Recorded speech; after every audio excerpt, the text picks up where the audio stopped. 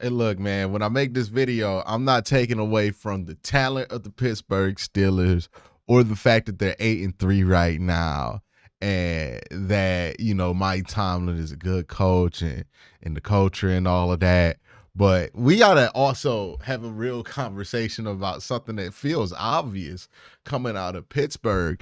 And is they seem to produce more sore losers than any other team in the league. And I have to feel like that's coming from the culture within the locker room. The reason I bring this up, George Pickens had this quote after the game. Just keep grinding. Like I said, conditions played a huge part in today's game. I don't really think the Cleveland Browns are a good team at all. I think the conditions kind of saved them today. Now, again, if you ask me who the better team is, I would still say Pittsburgh. Pittsburgh's been playing more consistent football. They are the better football team than the Cleveland Browns. But to sit there and act like the weather gave the Cleveland Browns the edge, when the Browns came into this game as a team that struggled to stop the run, the Steelers came into this game as one of the best run defenses in the NFL and one of the best rushing offenses in the NFL. They had just won a game with Baltimore where they didn't score a touchdown. To act like all of a sudden the elements didn't favor you, the fact that you are playing better football and healthier didn't favor you is kind of insane. It's sore loser behavior. And it's not the first time we've seen this sore loser behavior coming out of Pittsburgh, specifically the Pittsburgh wide receiving room, but it's Pittsburgh in general where this kind of sore losersness comes from. And it usually is the new generation of Steelers, not like the old heads like Cam Hayward, right?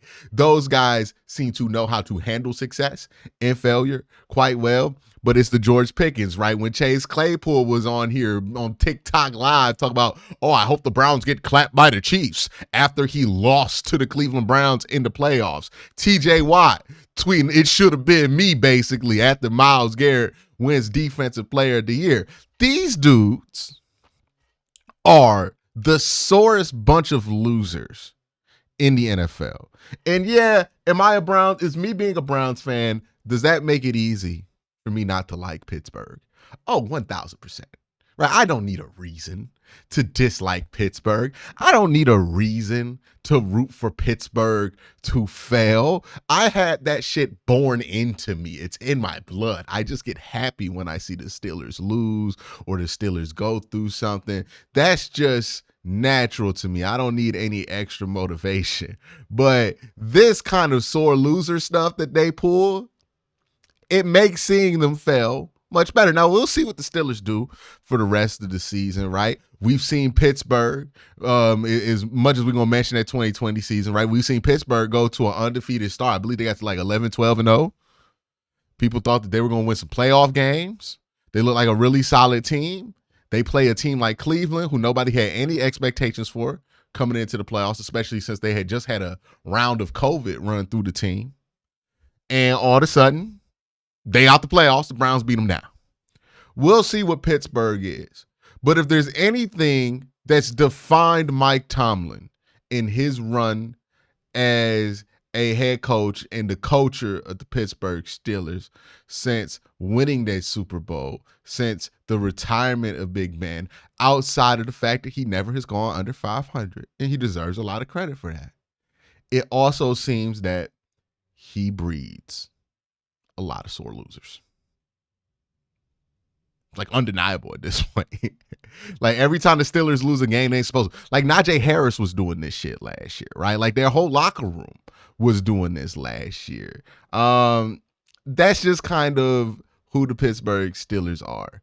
They are a bunch of sore losers, and this game has proven it, right? Fans who come on here and say, well, Cleveland got this call going their way, and and this and that. But the fact is, there were bad calls on both sides of this game. And also, the Cleveland Browns are a 2-win football team coming into this game. You telling me the Steelers at 8 wins should not be expected to be a better football team? That if a couple of things went the Browns' way, they couldn't beat them? Like, seriously, how good do you actually think your team is when you give them these excuses? Because if the Browns were 8-2 and the Steelers were a 2-win team and the Browns lost this game against the Steelers at 8-3 or 8-2, I wouldn't be sitting here like, well, we got some bad calls and the weather helped them out. I'd be like, hey, we have to execute. We have to win these games that we're supposed to win, because that's what a good team is supposed to do. Even if it becomes tough, even if difficult things get handed your way, you got to make it happen.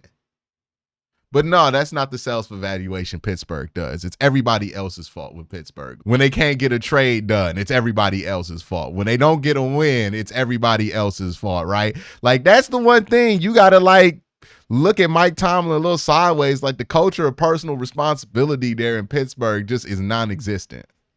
There were times where it felt like the benefit of the whistle went to the Cleveland Browns. There was times where the benefit of the whistle went to Pittsburgh. Like, that roughing the passer call was absolute BS to me that Justin Fields got that extended that drive that led to one of the touchdowns that Pittsburgh had. So, like, I don't get why it's so tough for people in this day and age to look at a game where it went down to the wire, where both teams showed up in the fourth quarter, and just admit that their team didn't win because they didn't play well enough to win. Why is that so difficult to admit? Why is that so difficult for George Pickens to admit? Because the weather didn't stop George Pickens from being able to get off, right? He got what?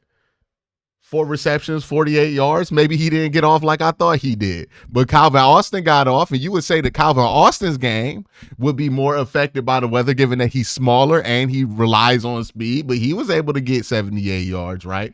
Russ didn't seem too affected by the weather. He had a nice little bounce back game, 21 of 28 for 270 after going like under 200 with a 13 QBR last week. So don't give me this whole it was the weather excuse. The Browns came to play. The Steelers came to play. The Browns won this game.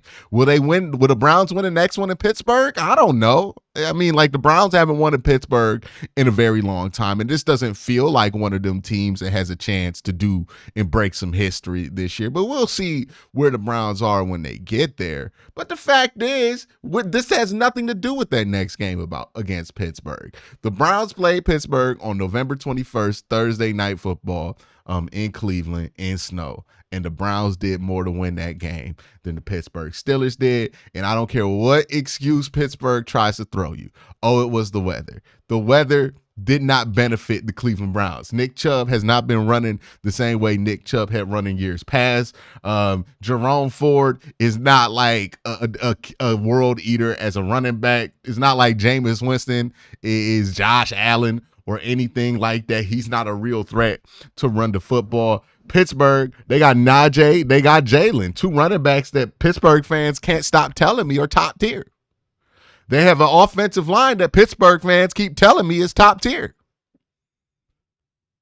So what's up? What's the excuse?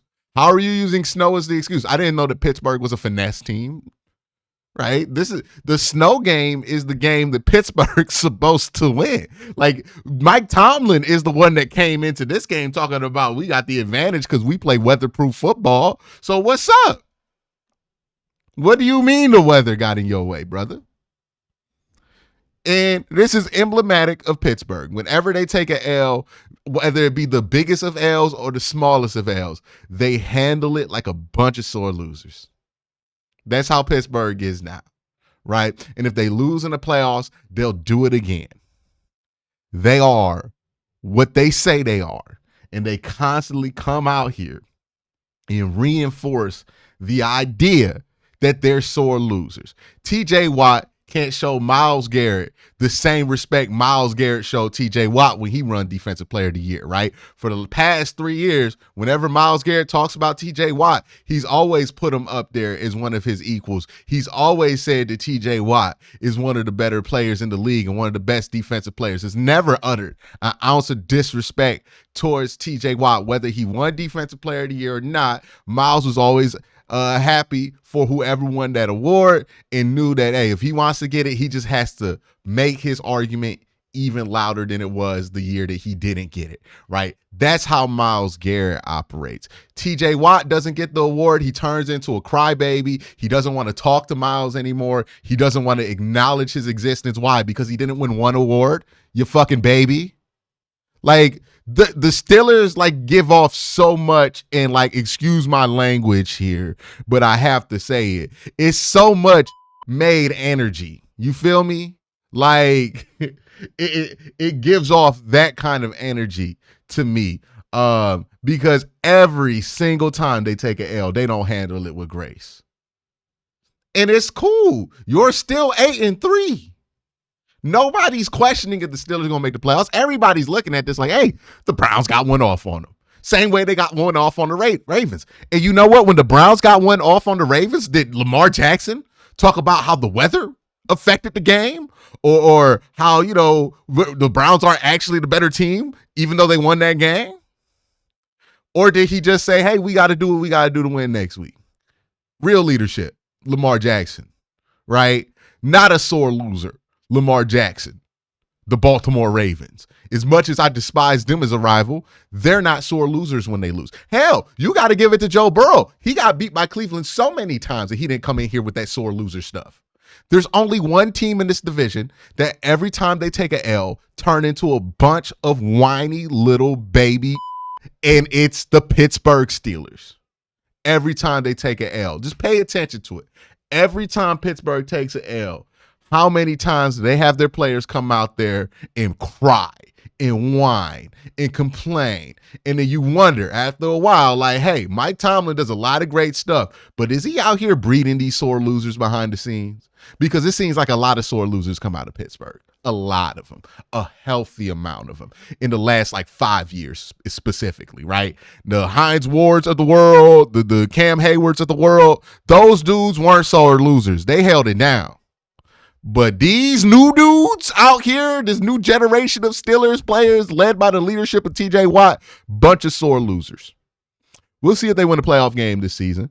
But if they don't, best believe they going to cry and complain and be some sore losers about it. But that's my thoughts. Let me know your thoughts in the comment section down below. Y'all have a great day. Have a better night. Peace.